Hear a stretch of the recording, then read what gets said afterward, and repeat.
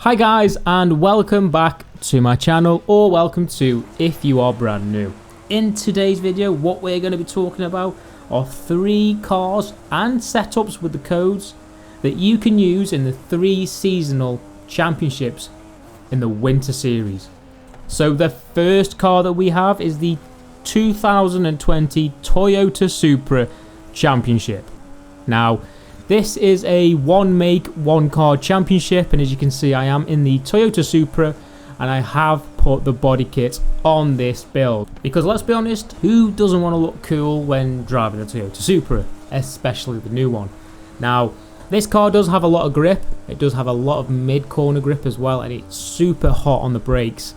Now, the reason for it, as I have opted for a more grip-based tune, that doesn't necessarily mean it's going to be slow down the straights, because I have put a few power upgrades on it as well. So as you can see here, these 2 cars in front don't have any upgrades whatsoever in regards to the aerodynamics, and I was able to keep up. So as long as you're able to keep within touching distance on the straights, you're definitely going to be able to outbrake them in the corners. And as you can see here, I just dabbed the brake a tiny bit, slammed it up the inside, and I just ran away with the race.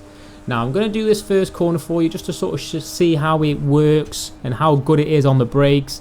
Loads of grip, loads of front end grip, and coming out of corners again, it still does have that grip as well. So we're going to skip to lap 3 of 3, and obviously we're going to move soon on to the next seasonal event and what car to use. What I'd rate this car and what I'd rate this series, I'd probably rate the car maybe a 4.3 out of 5. I do think it has something that it's missing in regards to like the power aspect. It's too slow for me. I don't really like slow cars. I like fast cars. S, S1 and X, they're my kind of classes, but I can't argue with it. It's a Toyota Supra, and we come across the line in first place. So guys, now we are going to move on to the next series. Now this one was difficult. I didn't know what cars to use, so I was having a look through my garage and I found this. It's the BMW, the 2002 1973, and let me just tell you, it was so difficult to find a car. I really struggled, but this is the car that I settled with anyway. So I've managed to come up with a tune.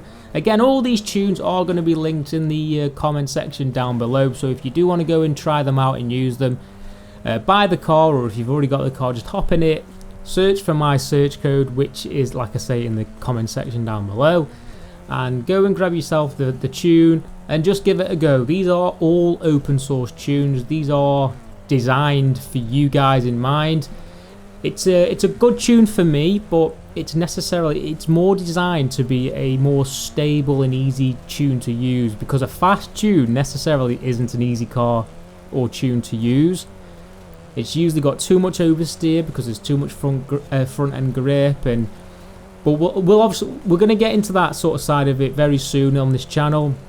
And if you do want to sort of stick around, I am going to upload a very in-depth tuning tutorial on this game. So as you can see, I managed to overtake first place, and I've managed to pull away. And as you can see, even with normal road tyres, I've managed to run away with the race. And it's a very, very different car for me to use. Very slow. Again, this series is more designed around the slow cars, and it is kind of annoying because I do like the faster side of it, but there are 2 sides to racing. There are the fast cars and the slow cars, and unfortunately the winter series is more focused around the slow cars.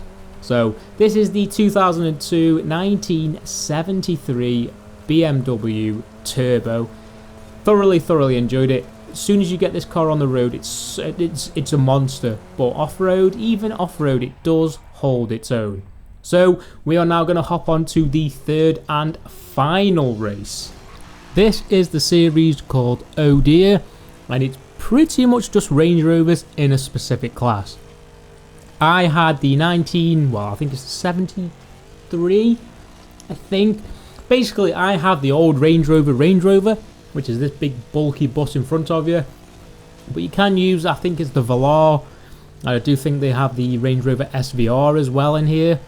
But this is the car that I opted to use. It was the lowest in class, and I was able to put the most well, upgrades on it essentially. But as you can see there, I got absolutely stormed past by that SVR there. Bit of a collision there just to let him know what's up. And I threw up the inside. I threw up the inside of that guy in first place. Managed to clip that inside checkpoint there. But then that blue SVR managed to get away. And I was thinking at this point, like, is this the right car that I need to be using? And then we come to this these kind of corners here. They're more zigzaggy, going across this lake and up and down right hills.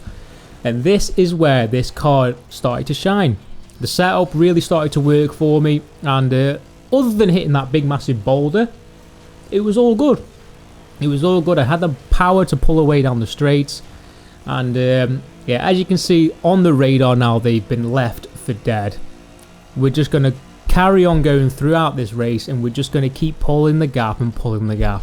This car in this series was actually, I think, one of the easiest that I've done for a while. Super easy to use. Again, the share code is going to be down below. If you want to use a different car, use a different car. Again, this is just, I'm just throwing this out here to help you guys.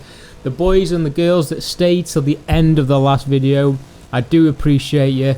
And I know who you are, so thank you very much for that. I do thoroughly appreciate it. It makes me feel good anyway. We're coming to the end of the video, guys. Big jump for you here. If you've got any cars that you want tuned in the meantime, you know, just let me know in the comment section down below. But other than that, have a very good Christmas and a New Year. Take care. Stay tuned for more.